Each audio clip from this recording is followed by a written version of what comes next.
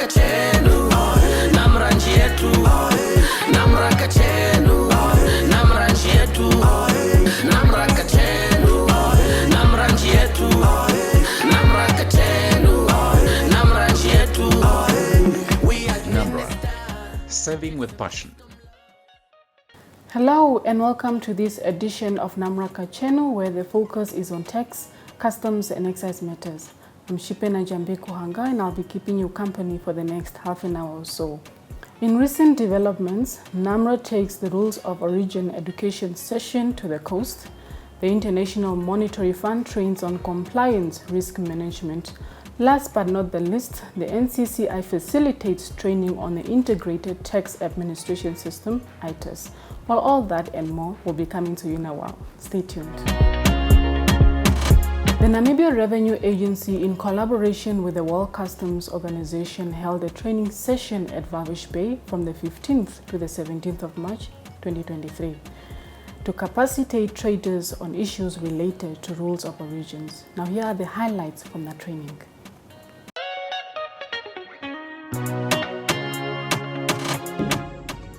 Rules of origin are the criteria needed to determine the national source of a product.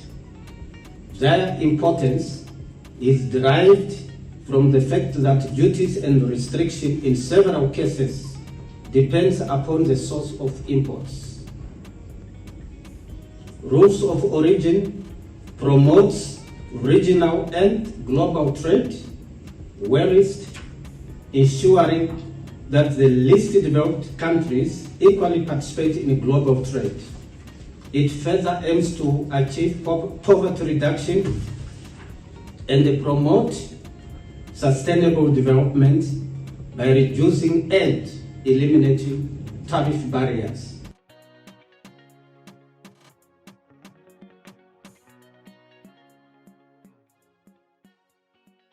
My name is Onami Tlole from the World Customs Organization.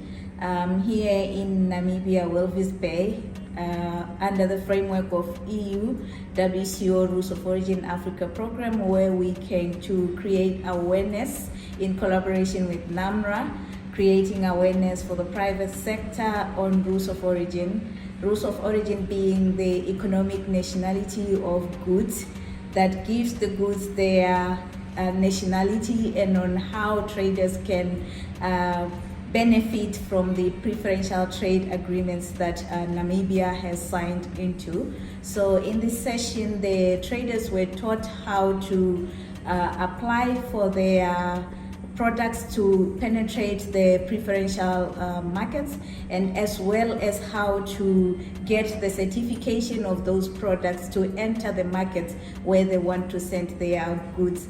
So in all this week, it was a very fruitful and a wonderful week where we saw the customs to business framework in place in Namibia. Thank you so much. Well, I found the training very much informative, and I think it's for the benefits of the country in general and the continent as well, for Namibians to be, or for people to be informed about the rules of origin. And I can really recommend that traders and all the role players in the industry get acquainted themselves with the rules of origin. That will enable them to always do easier trade facilitation with all other importers or exporters from different countries. My name is Riana Mushungule. I'm representing Hangana Seafood, a subsidiary of the Old Harbour List group of companies. I would just like to say thank you very much for NamRA and the WCO for having such platforms for us to engage and learn about the rules of origin, and that they should create such platforms more often to engage relevant stakeholders to acquaint themselves with trade agreements and trade barriers in terms of import and export procedures.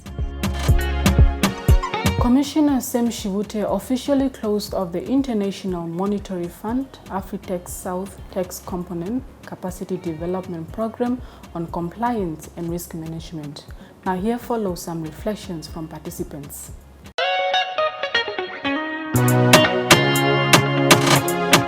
We received emails or queries or demand of services from our stakeholder, be it internal or external? Are we doing it with love? Are we doing it with passion? Are we responding to emails on time? Are we closing queries on time? Are we doing this work with love, not only doing it for the sake of doing it or because someone complains? So that thing of serving for passion, I'm emphasizing this so that one will know that am I in the right place or maybe I'm misplaced. Maybe I'm not ready to serve with passion. But of course, definitely the last one of serving, impacting positively the livelihood of every Namibian. Not many people are in privileged and sacred positions who have then been given the privilege to do this sacred assignment to impact the livelihood of other Namibians. You and I, we have been given. And the biggest takeaway was that collaboration is key in this, in the implementation of the whole program, because those who are risks at the Department of Customs are definitely risk clients also in the Department of Domestic Taxes. Hence, collaboration and effective communication is required to make the whole risk compliance risk management program a success. We're going to change our approach from an enforcement approach to a compliant risk management approach, where this risk management approach will then improve or increase voluntary compliance. And in that, we actually want to be in a situation where we improve customer experience or taxpayers' experience. And in that in itself will help us focus more on collecting revenues when our taxpayers are voluntarily compliant. And in the risk bow tie, it says our first goal should always be to fix the future. Because we don't fix the future, we're always trying to repair the past. And it's not saying we won't be repairing the past, and we should repair it. But fixing the future puts us in a position whereby hopefully that problem won't happen again. On the 15th of March 2023, Namibia Revenue Agency ITES team held a training session on e-filing and portal registration. In the next insert, we'll hear more about that.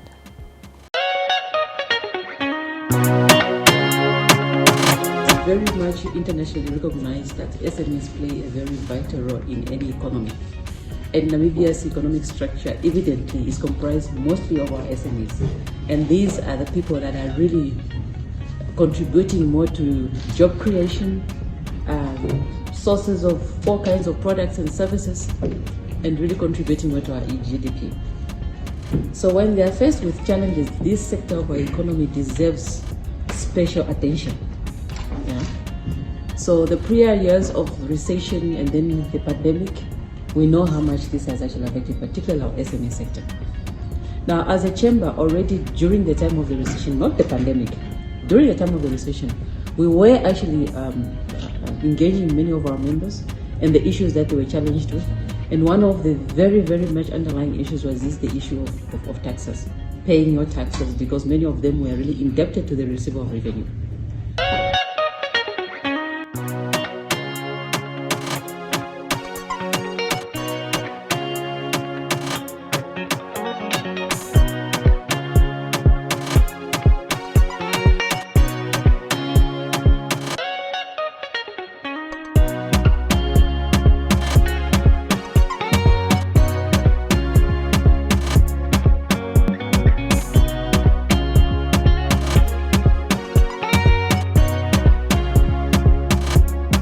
After the break, we'll be joined by our guest, Mr. Fanuel Uugwanga, who is the Chief Human Capital and Business Strategy at NamRA.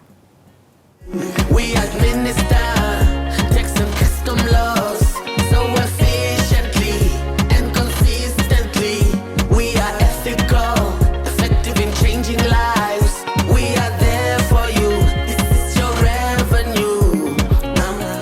NamRA, serving with passion to positively impact the livelihood of every Namibian.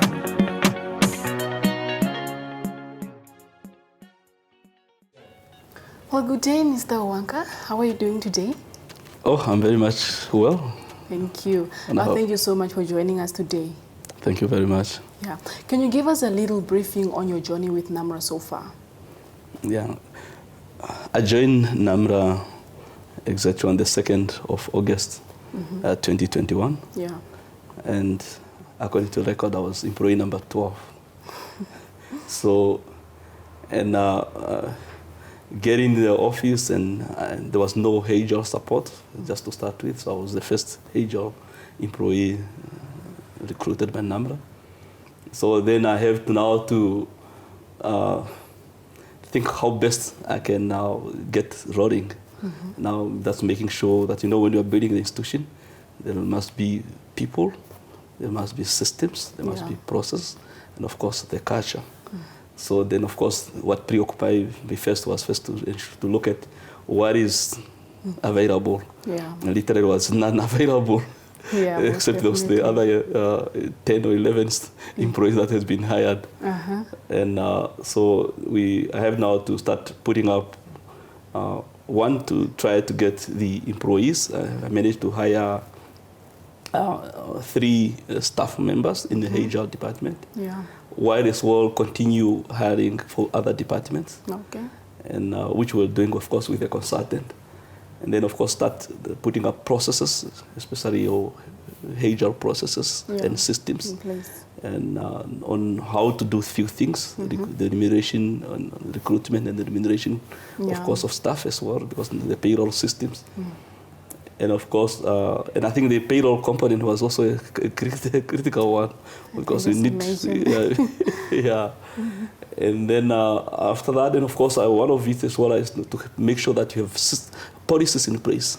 So I started as well developing critical policies. Yeah. Especially you look at now, when you have people on board, you need to regulate how they behave. You need to regulate how you behave. I mean, you interact with them as well. Yeah, with people. And how you attract them, how you compensate them, and everything. So I started developing policies. Of course, there were some policies that were developed by the consultant, which I also need to acknowledge. But I think I found some critical policies that were not developed. Or if they were developed, they were not fit for purpose. And of course, then I also look at the remuneration structure in place. Specifically, I pick up that our remuneration was not competitive. We're not going to attract any employee.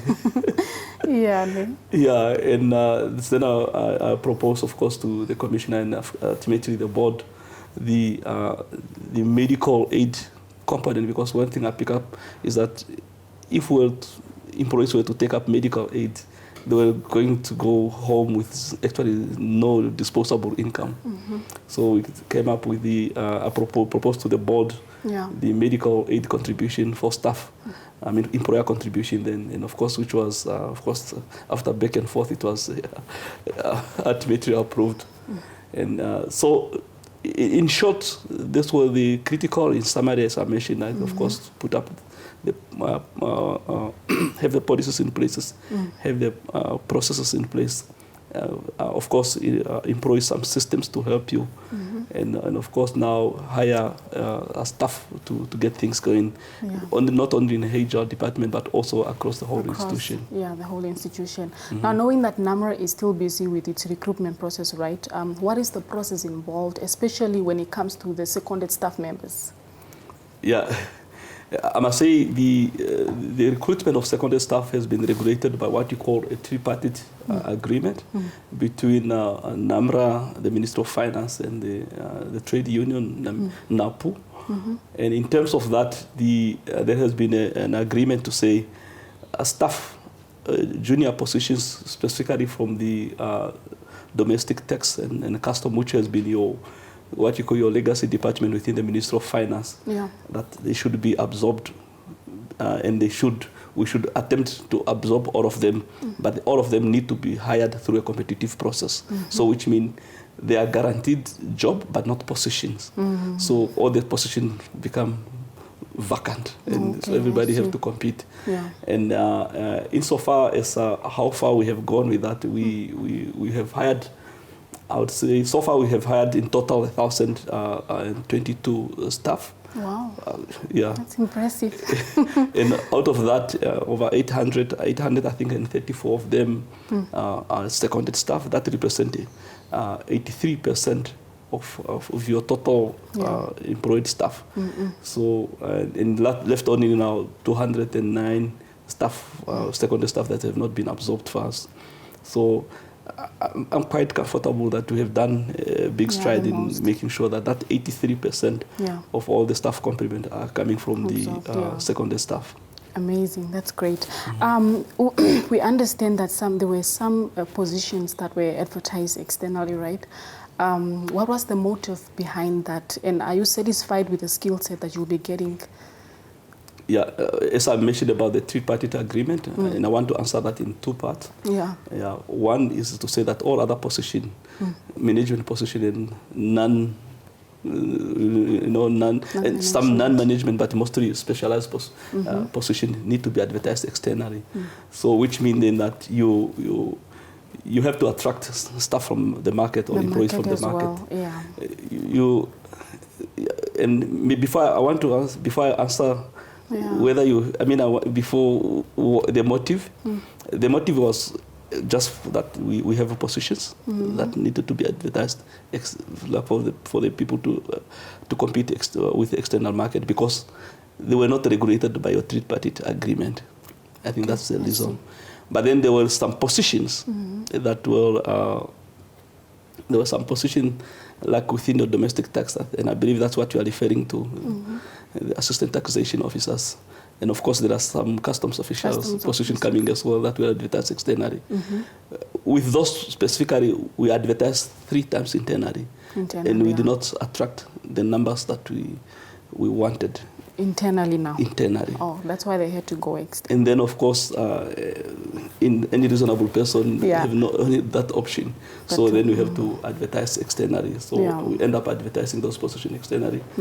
And we are in the process of recruiting those positions. We should be giving out offers within this week, I believe. In terms of whether that's just in respect of this position. In respect of all other positions, of course, as I said, like they were not regulated by your tripartite agreement. So we had advertised externally, and we were able to attract individuals from the market. Even myself, I came from the market, I must say. Whether we're making good progress, of course, that's now for the institution and everybody else to judge. But I believe what the staff from the that I bring on the table is corporate experience, different corporate experience, which we now need to mold in NamRA culture now, that we are molding now. And I believe we are making good progress. And of course now when you have multiple skills that you are assembling, you can only bank on it and be able to get the best out of those individuals. Okay, I see. Now, you mentioned that we, as alluded to in the previous question, we indicated that some of the positions that we advertised externally, when you're looking at the people now that are applying for these positions, does HR have a specific criteria? Because maybe some people might want to know how they should even prepare for when applying for this now. I must highlight that NamRA has been able to attract a lot of interest from the market insofar as recruitment is concerned. If I being specific, like with your taxation, assistant taxation officers that we have advertised, we received 6,900 applications. Predominantly of that is from individuals that are hired and already employed somewhere, and also a bigger portion of it from your unemployed youth. And for drivers, we received around 3,800, and then cleaners also the same, more or less the same number. So it shows the interest in the institution, but it also shows about the bigger social problem that we are facing as a country. As a country. So it's a big. I missed your question again. The other question, what was the other? No, I was just saying that in terms of the criteria now, when the applicants are actually applying for them, is there certain criteria that they should be on the lookout for, or is it already stipulated whenever they are applying? Yeah, of course. When we are advertising a position, we would mention the purpose of the position. Yeah. And of course, the purpose of a position stipulate already what is entitled, what is expected in the advert. Yeah. Okay. And then and we also mention about we would have highlight the type of qualification required, the skills required. Yeah. But then in terms of criteria to select individual, of course, you now like with these positions.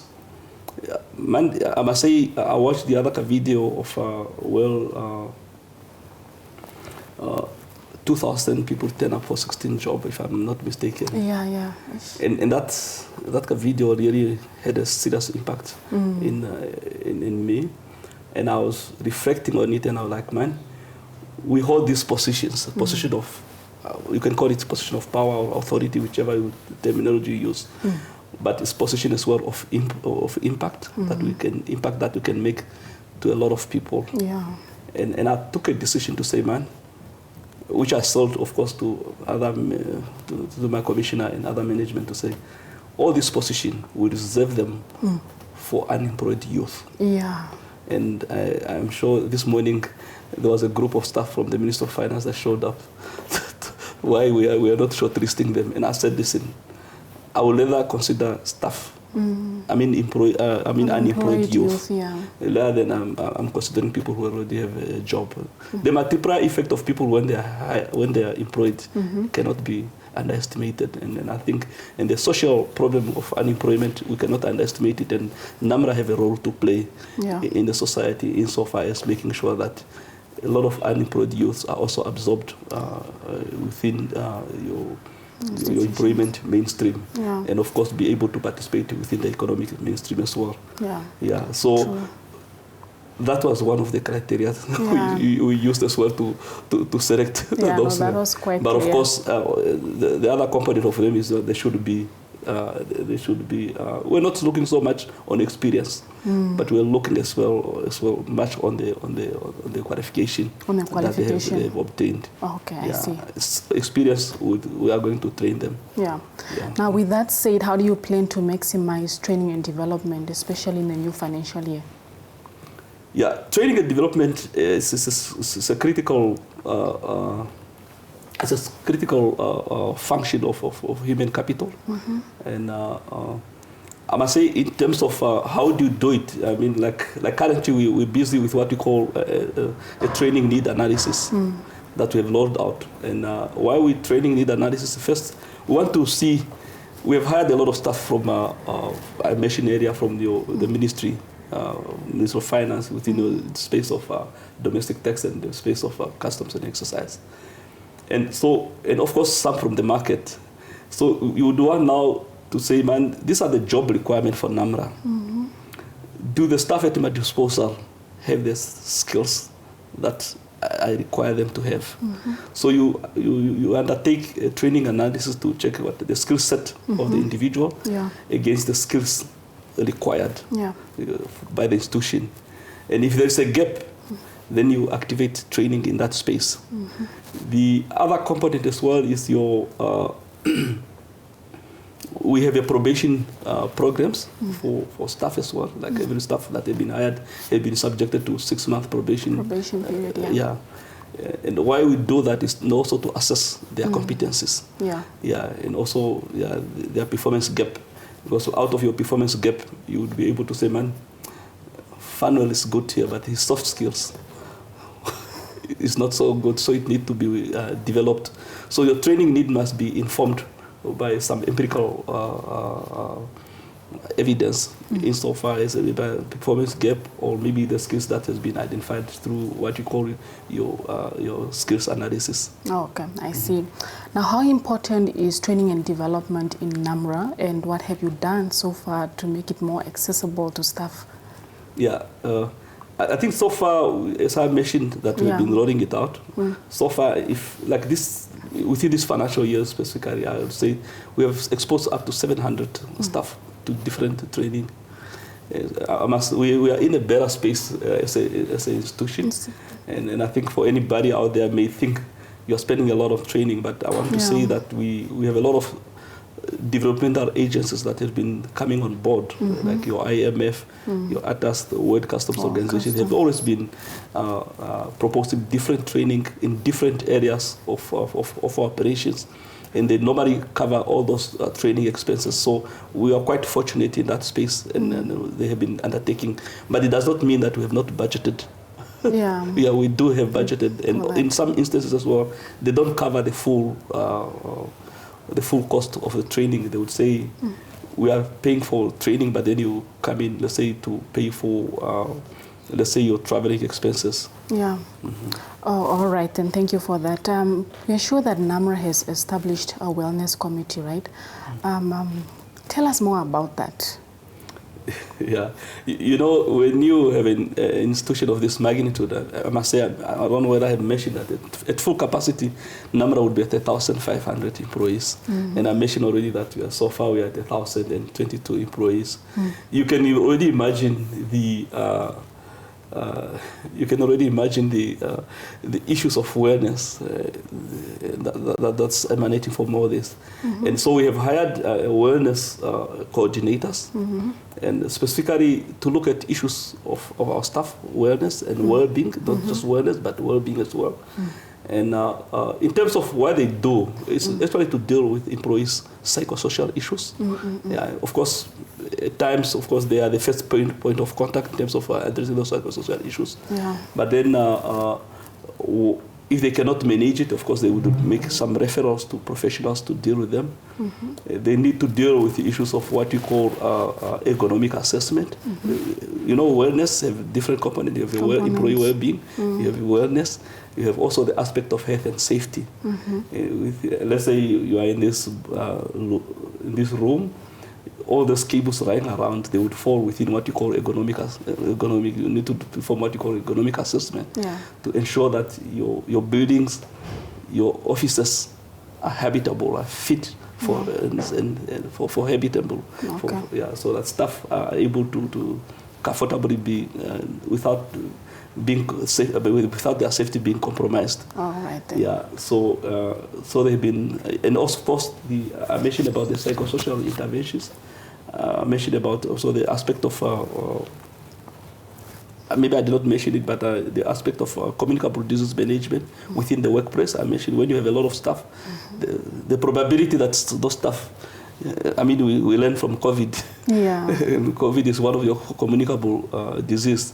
So they manage that.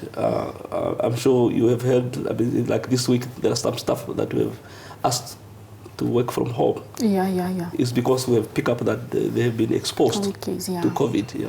And so we have also within the awareness space, we developed what we call a COVID protocol on how to manage COVID. Last week we had a flu vaccination within across all the staff in Vindu area, and of course we should be rolling it out. Why we have the flu vaccination is just to avert the impact of flu among our staff.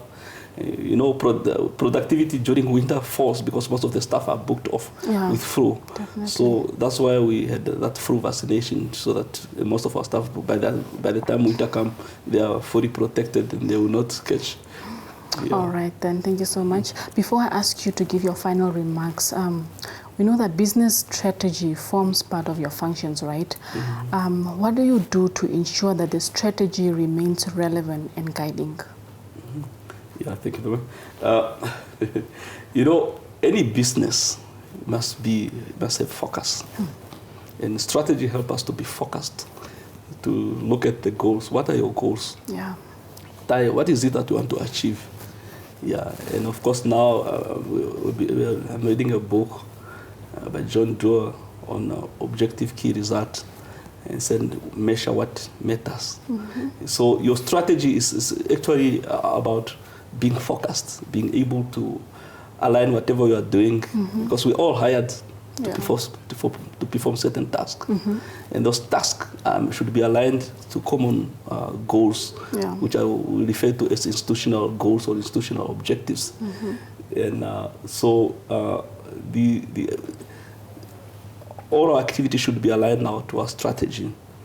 And we are in the process, like now, since we are moving now to the new financial year, because this one is coming to an end of this March.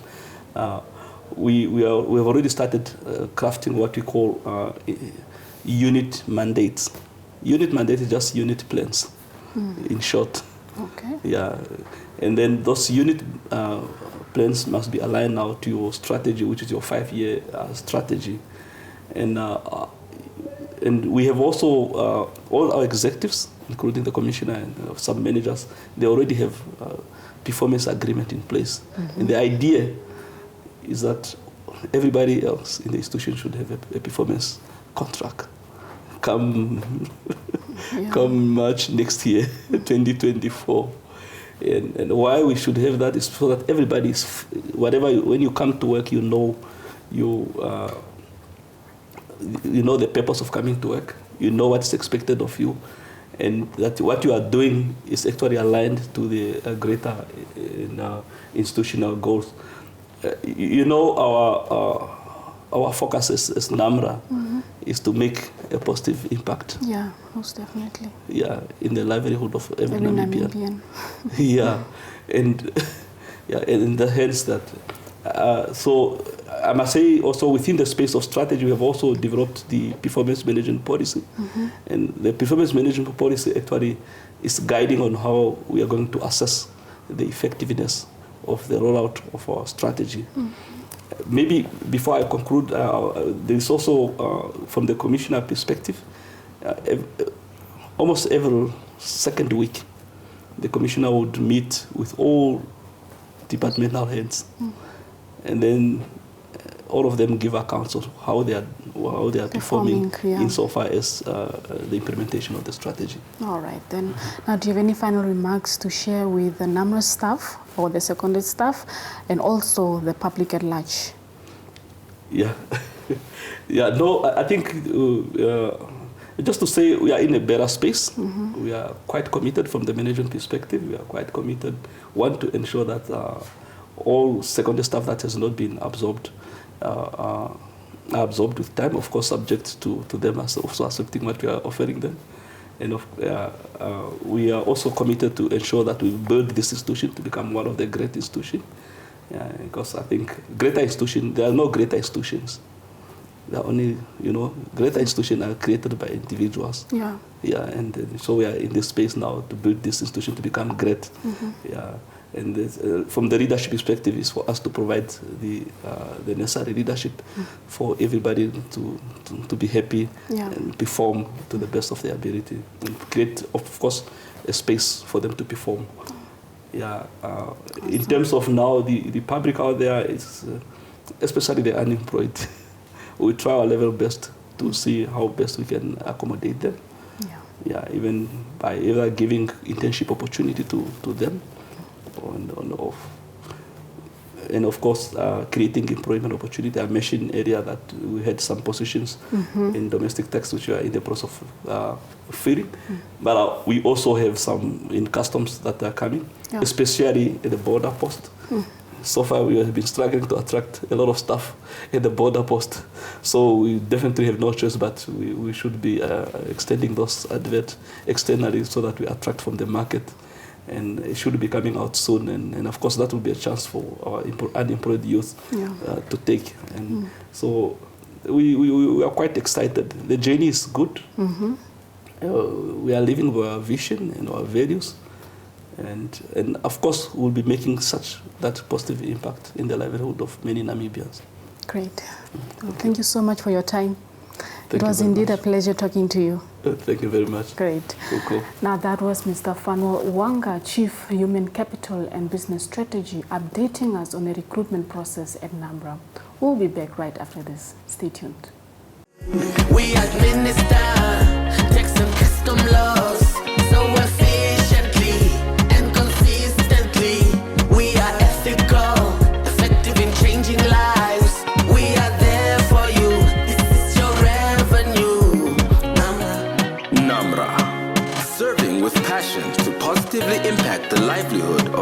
Namibian.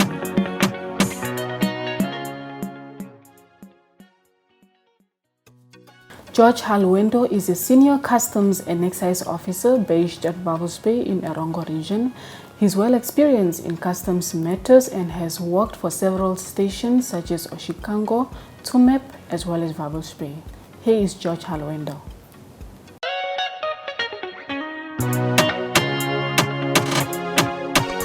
George Aitembu Halwendo.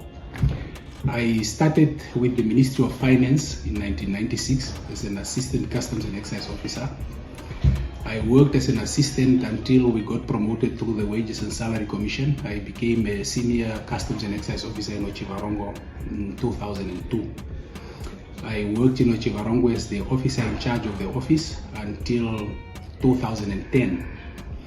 In 2011, I started in Oshikango, where I wanted to upgrade my skills regarding customs and excise. In Oshikango, I worked for a period of 8 months in the clearance section, and then I got an offer from the ministry to come and work in Walfish Bay, which I accepted wholeheartedly because I wanted to expand my knowledge in terms of customs. I came to Walfish Bay until today. I'm still working in Walfish Bay. I got promoted in NamRA, or I got a position in NamRA 1st of February 2023 as a senior customs and excise officer, and I'm currently heading the excise department in the Western region. The excise division is the division that deals with all major oil companies in the country, which is NAMCO, Puma, Engen, and Vivo Energy. And currently there is a new one that is also on the block, Vilades Energy. These are the big taxpayers when it comes to the importation of fuel into the country, of which 50% was given to NAMCO as a national oil storage company of the government. We also deal with the importation of cigarettes, whiskies, beer, and wines. Currently, we regard the excise office as the large taxpayer of customs, and Walvis Bay plays a very important role in this whole supply chain industry. My future plans is that as a baby, we want to grow with NamRA, and the idea is to grow within the organization, see changes to reach the goal of the organization as a world-class revenue agency, and to streamline operations within NamRA in the Western region or wherever we are requested to be in NamRA. The advice that we have for the viewers out there, or to the traders at large, especially the ones that we deal with, we would like to urge you to comply, and we would like to enforce things here and also educate people at the same time, because at the end of the day, when we have a compliant client, everything will go smoothly, especially when it comes to trade facilitation. And that is the primary objective that we want to achieve. Thank you very much. Today we feature the key submissions dates in Afrikaans and Silozi. Ek wil u vanmôre vertel oor die verskillende belastings en die betaaldatums, die laaste betaaldatums. En daar is die persoonlike inkomste. Hierdie belastingopgawe moet ingedien word op die 30ste Junie. Dan kry ons die werknemersbelasting. Dit is belasting wat afgetrek word deur die werkgewer en op die uitstelsel gelaai word. Die persoonlike besonderhede van die werknemer. Die salaris verdien as ook die belasting afgetrek, en hierdie belasting moet betaal word op die 20ste van die maand. Dan kry ons die persoonlike belasting, voorlopige belasting. Hierdie belastingopgawes word 2 keer per jaar ingedien. Die opgawe moet ingedien word die 30ste September. Dan kry ons die BTW-belasting. Die BTW-belasting is belasting wat gehef word deur die werknemers, deur die companies, en hierdie belasting word die 25ste van die maand betaal. Dan kry ons die besigheidsbelasting. Hierdie opgawes moet die 30ste September ingedien word. as ook die besigheidsbelasting op wat hulle moet belasting betaal op die winste verdien. Hiermee saam moet die finansiële state jaarliks aangeheg word en hierdie opgawe moet ingedien word 7 maande na die einde van die finansiële jaar. Dit is die tipe belastings wat ons kry en dit is hulle laaste betaaldatums en om rentes en boetes vry te spring, moet u sorg dat u dit op die laaste datums betaal. Azazi abutokwa ausichala silukela kuziva mtelo walivya na zezwelera kwandanaha mtelo o ulifywa kwalivya na kafera zekena mwana media lizazela kulifa ulifywa mazazi amashumi amaveri 20 akweliye tatama asikafera kale mtelo wa vaverekisi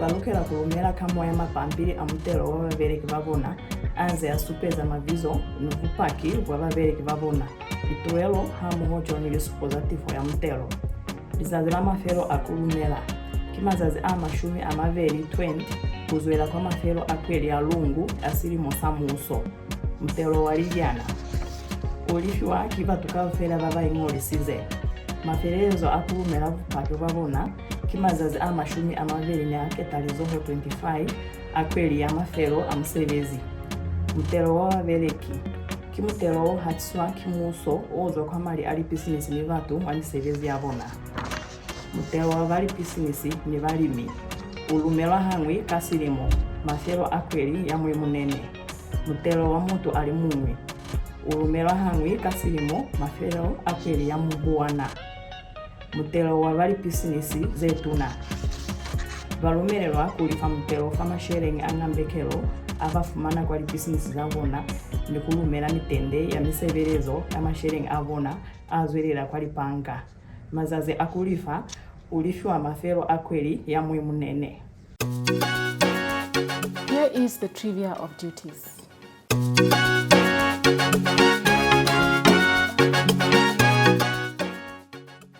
Did you know, when it comes to air cargo clearance, the airway bill is the most important risk indicator when verifying the SAD 500 with the invoice.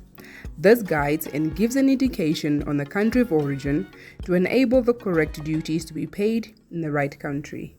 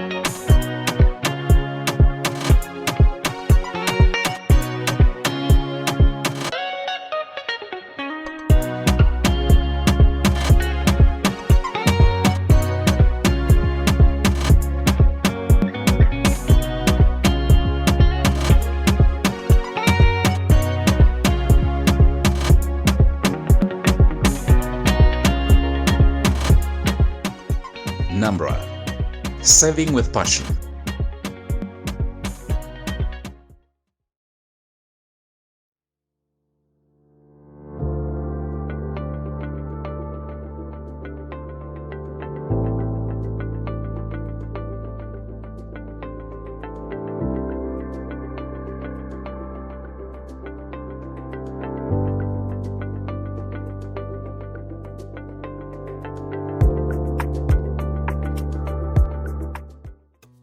Importing second-hand clothing has been an issue when it comes to our traders. Now here are the required documents when importing second-hand clothing.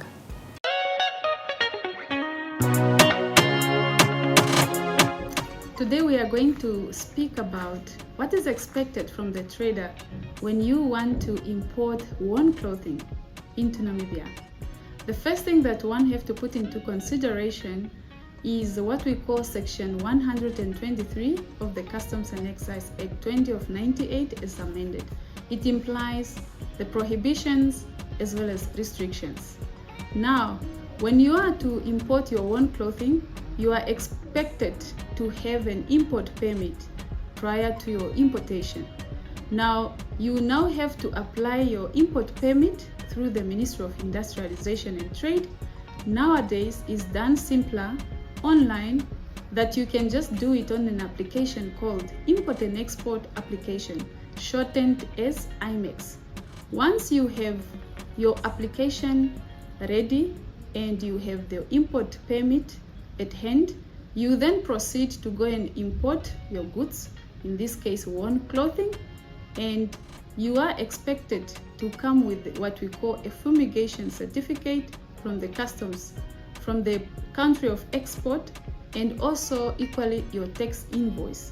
Thereafter, you are expected at the point of entry, upon arriving by customs officials, to declare your goods, that is to pay your duties and taxes. Thereafter, you can then proceed to your destination. I thank you. Now, have you ever wondered how you can file your returns electronically and from anywhere around the world? Now, here are the steps for that.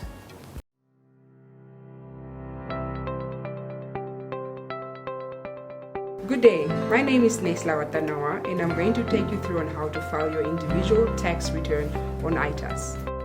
Step 1. Log into the portal. Step 2. Click Return. Step 3. Click on My Return. Step 4. Search your return. Step 5. Select the return you want to submit. Step 6. Click on File the Return button. Step 7. Confirm on normal form for individual. Step 8. Scroll down to Schedule 3 for employment. Step 9. Open Schedule 3, click on Salary, Wage Amount, and click outside the box for the figure to appear. Step 10. Compare your figures. Ensure that the gross total amount corresponds to the Payee 5 or the Pay-As-You-Earn and pension. Step 11. Go to Schedule 17 to go check if the payee deducted is corresponding. Step 12. Go to Schedule 24. Indicate if you are the owner of the house you are residing in. If yes, click on yes. If no, provide the owner's name and tax number. Also, indicate if you are in the possession of any company vehicle. Step 13. Scan your Payee 5, retirement annuity, or study policy and upload. If you do not have a retirement annuity or study policy, scan your Payee 5 and upload. Declare once you are done. Enter the verification code shown above and submit your return. Congratulations! You have successfully uploaded your income tax return. Thank you for watching. NamRA. Saving with passion.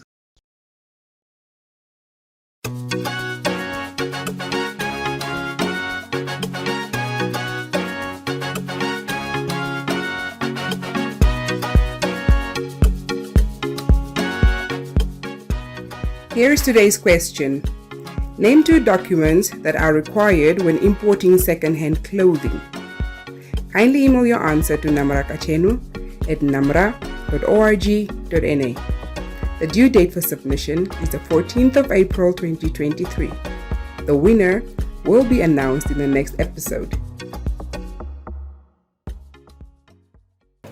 Now, before we conclude today's episode, kindly take note that NamRA will be hosting its second Taxpayer and Trader Appreciation Day on the 19th of April 2023. Now, here are the different categories.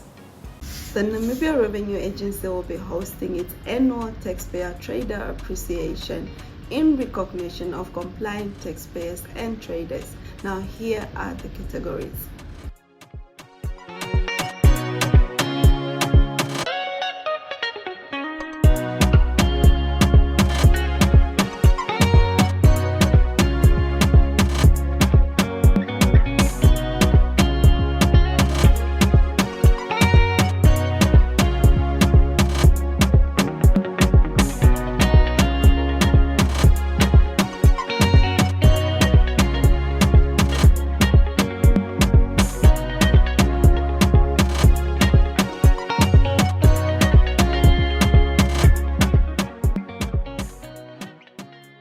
Well, that's all we had for this edition of NamRA Kachenu. We'll be back in 2 weeks, but until then, goodbye.